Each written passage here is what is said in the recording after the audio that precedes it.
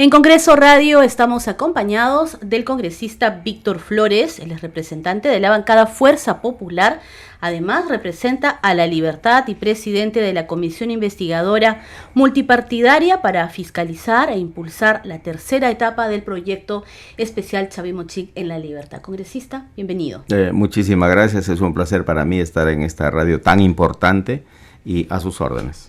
Bien, congresista. Lo primero es que en La Libertad, los trujillanos esperan con ansiedad que se pueda dar inicio a la tercera etapa. Hay ahí un proyecto que se espera que pueda ser destrabado. Ustedes incluso se han manifestado, toda la bancada regional, en los últimos días porque no ha sido posible. ¿Cuál es la necesidad? ¿Por qué es tan importante que pueda darse esta tercera etapa? Bueno, le agradezco en primer lugar la pregunta porque me permite explicar con un poco de amplitud lo que está pasando con respecto a Chavimochic. En la línea de tiempo que nosotros hemos trazado, hace más o menos 7 meses encontramos que el proyecto estaba totalmente paralizado. Logramos a través de la comisión y la bancada regional que se unan tanto la concesionaria, que en este caso es la empresa, con el Estado, que en este caso es el Midagri, Ministerio de Agricultura y Riego. Entonces se juntaron por primera vez después de 6 años, algo realmente inaudito, porque no es posible de que, a pesar de que ha habido un proceso de contencioso, ¿no? De un laudo arbitral, no se hayan podido sentar por lo menos a conversar, por lo menos a dialogar o conciliar, que es algo bien común, ¿no? En cualquier juicio. Entonces empezaron a partir de ahí esa ronda de conversaciones, de intercambios de ideas. Durante 7 meses hemos tratado de impulsar esto con bastante ahínco, tanto así que en el mes de mayo logramos que se postergue la lectura del laudo, en abril, que se postergue la lectura del laudo, y se postergue más o menos por 90 días. Se cumplieron los 90 días, hemos vuelto a insistir que posterguen la lectura del laudo, para evitar de que una vez que den la lectura del laudo, es como si dictara una sentencia a los jueces. Dictan la sentencia y lo primero que sucede, el efecto, digamos, colateral inmediato, es que se rompe el contrato. Entonces, hoy en día los jueces laudadores ya dieron su veredicto. Y el veredicto es justamente, lo primero pues, es romper el contrato. Se ha invalidado el contrato que tenía la concesionaria con el Midagri, con el Estado. Al romperse ese contrato, toda la posibilidad de terminar la presa de Palo Redondo y el canal madre ha quedado en cero. ¿Qué significa esto para la población, para la agricultura, para la reactivación económica tras pandemia de esa parte del país? Concluyo con lo primero. Entonces, volviendo a cero, quiere decir que el Estado va a tener que aperturar un nuevo proceso de licitación, estudio, liquidación de saldo de obra, inventario, etcétera. Entonces, eso va a tomar en promedio 2 años a 3 años, hasta que se comience la obra, de repente 5 años. Entonces, lógicamente, esta es una negligencia del Ejecutivo, porque nosotros hemos trabajado directamente con el Ejecutivo para que destrabe y se dicten todas las medidas para que eso sea posible. Incluso el Congreso ha dictado 2 leyes a favor del destrabe. Muy bien, ahora volviendo a la pregunta, ¿qué significa el no hacer Chavimochic? Significa, primero que nada, dejar de irrigar una franja inmensa de agricultores pequeños y medianos y grandes agricultores que lógicamente están esperando el agua por todo el año. Porque como usted sabe que hoy en día el agua es un recurso bastante escaso y si nosotros no cuidamos el agua, todo el agua se va al mar.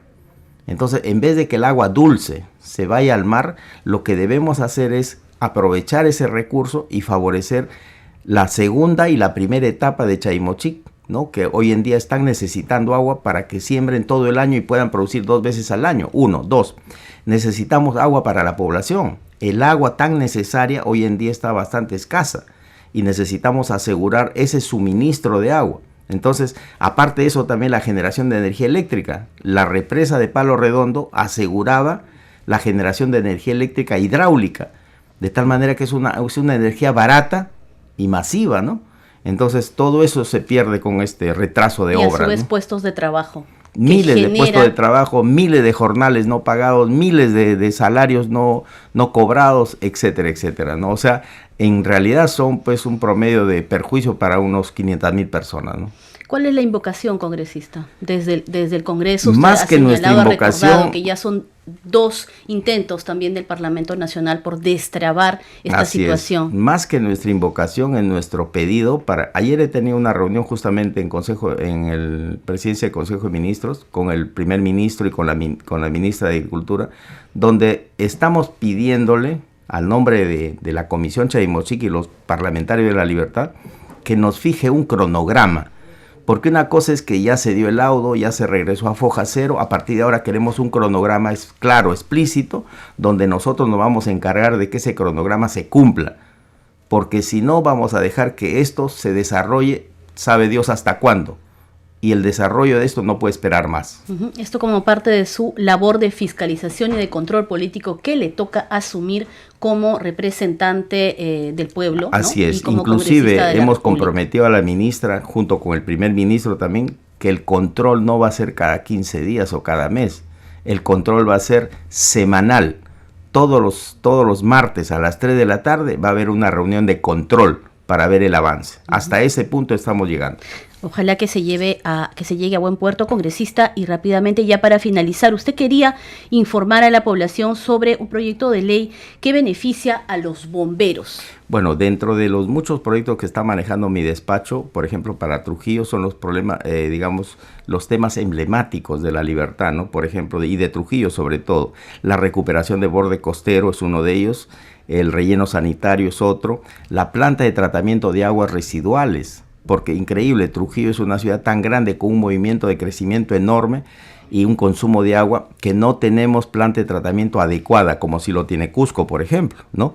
Entonces, eso también es otro. Y el otro proyecto emblemático que nosotros estamos trabajando con mucha fuerza, aparte de Chay-Mochic, por supuesto, es también una escombrera. Porque a pesar de que Trujillo, vuelvo a repetir, es una ciudad con un crecimiento dinámico en construcciones, no tiene la gente que destruye o quiere construir sus casas, sus escombros no tiene dónde llevarlos. Y los bota por aquí y por allá, llenando carreteras, etcétera, etcétera.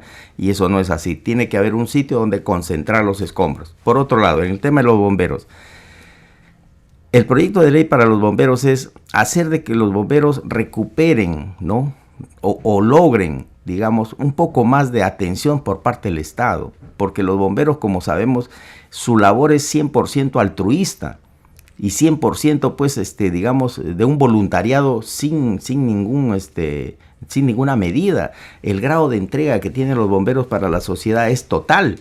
Entonces, ¿por qué no la sociedad y el Estado le devuelve a los bomberos un poco de lo que recibe también? Entonces, dentro de esos beneficios estamos pidiendo seguro para los bomberos, por ejemplo, algunas facilidades para que se construyan sus locales a nivel nacional, pero con las comodidades que debe tener una compañía de bomberos, como está en Canadá, como en Estados Unidos, etcétera, sin ir muy lejos, Argentina o Chile, ¿no?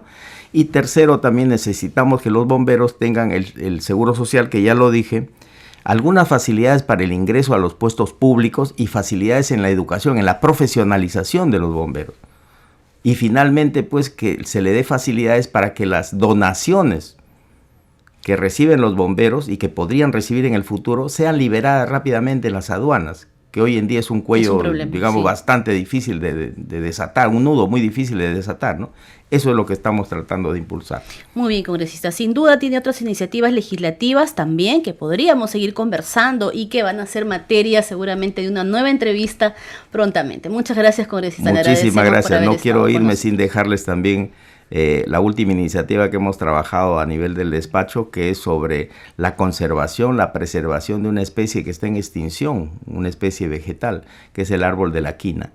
Eso estamos trabajando, y además también elevar el consumo de las algas acuíferas, pero de los acuíferos lacustres de nuestro país, o sea, de la zona de las reservas de agua o espejos de agua, pero lacustre, o sea, las tipo el lago Titicaca, por ejemplo, ¿no? o los lagos altoandinos, donde ahí se desarrolla un alga tan importante como es el cuchuro. Es muy conocido con ese nombre, ¿no? Su nombre científico, nostoc. Para enfrentar la desnutrición. Así es, para enfrentar a la desnutrición y también la epidemia de baja de hemoglobina que hoy día tenemos, que es terrible. La anemia nos afecta a niños, jóvenes y mamás gestantes, ¿no? Así es, según el datos del INEI, más del 40% de niños y niñas en nuestro país sufren de anemia. Efectivamente. Muchas gracias, congresista, le agradecemos su tiempo. Muy amable, muchas gracias. Encantado.